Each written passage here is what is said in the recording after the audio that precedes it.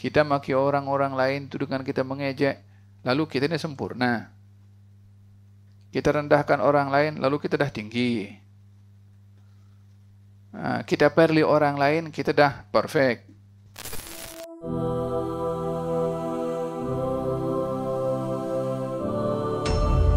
Ada kotoran pada lisan yang juga wajib untuk dibersihkan. Maki orang, mengejek orang, mengaibkan orang. Kadang-kadang lisan ini digunakan untuk memaki orang lain lebih tajam daripada pedang. Sampai dikatakan luka hati karena lisan lebih lama untuk sembuh berbandingkan luka kulit dengan pedang. Walihada Allah Subhanahu wa taala berfirman dalam Al-Qur'an, wa qulu lin-nasi husna. Berkatalah kamu kepada orang dengan kata-kata yang baik. Man kan yu'min billahi wal yawmil akhir falyaqul khairan aw. Gal satu hari Nabi Isa dimaki oleh salah seorang, maki. Kata Nabi Isa didoakan, Allahumma ighfir lahu, Allahumma ighfir lahu, Allahumma ighfir lahu. Dimaki lagi, maki. Dan Nabi Isa katakan Allahumma ighfir lahu, Allahumma ighfir lahu, Allahumma ighfir lahu. Maki lagi. Dia kata Allahumma ighfir lahu, Allahumma ighfir lahu. Kata pengikut Nabi Isa yang lain, ya Nabi Allah, ini orang bukan mendoakan kamu, dia maki kamu.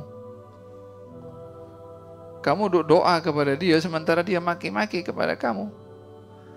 Kata Nabi Isa, masing-masing berikan apa yang dia punya. Dia punya makian, saya punya maaf. Saya tak punya makian macam dia. Dia berikan kepada saya apa yang dia punya, yaitu makian. Saya bagi kepada dia apa yang saya punya, yaitu doa. Tidak mahu untuk menjadikan dirinya punya sifat yang sama dengan orang lain. Kullun yu'ti mimma indahu. Masing-masing bagi apa yang dia punya.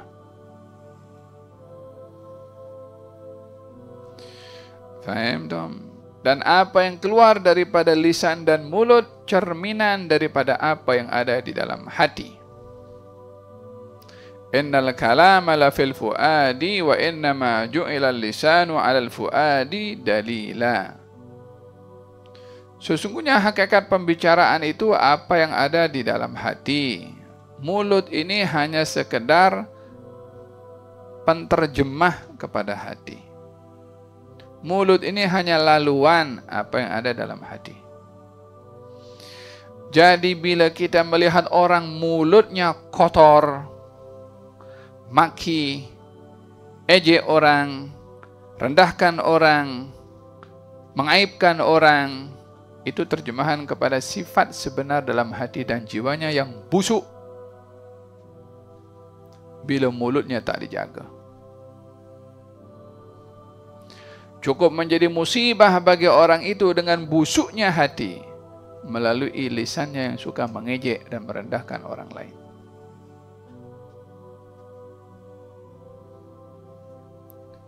Faham dong? Kalau ditunjukkan busuknya hati ke hadapan dirinya sendiri, nampak baunya dan sifatnya, dia sendiri tak nak.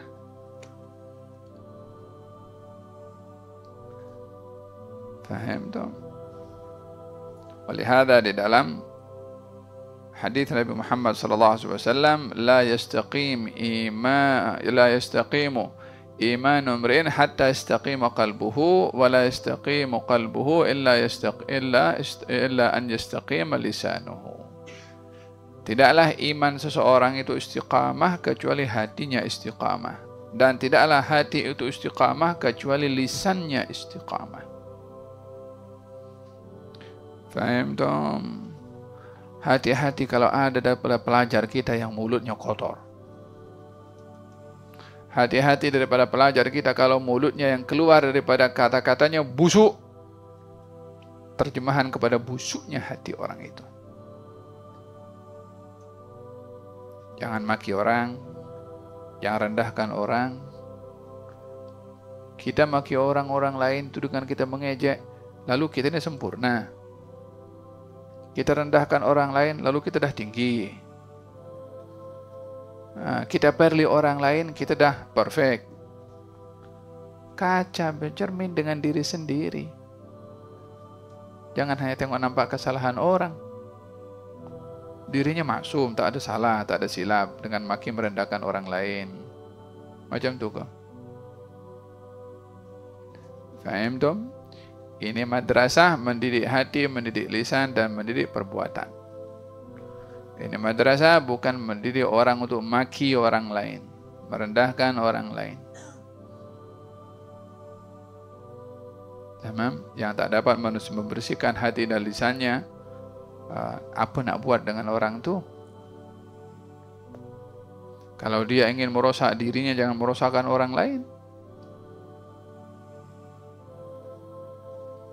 Tamam. Qal at-tahuru syatrul iman. Bersuci merangkum kepada 3. Hati, lisan, dan juga perbuatan.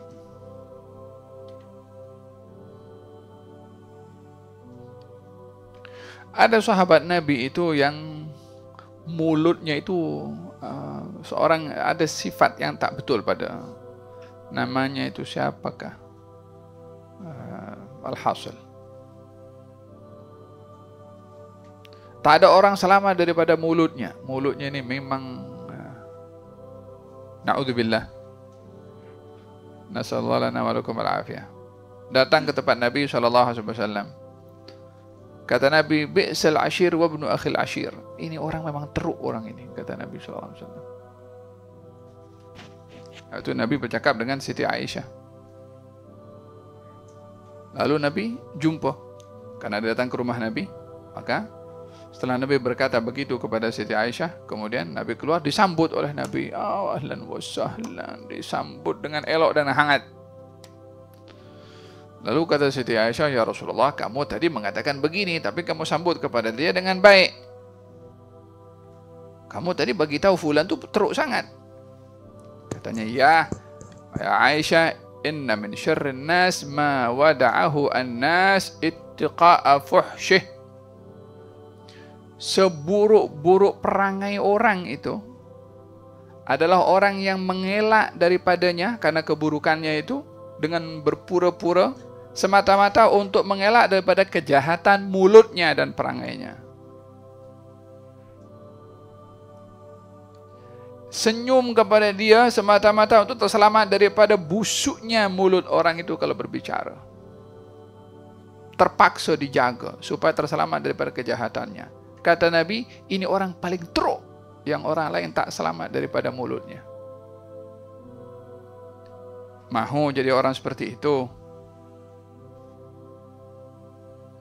Kalau Nabi mengatakan seburuk-buruk orang yang mengelak daripada orang itu karena perangainya yang buruk dan jahat.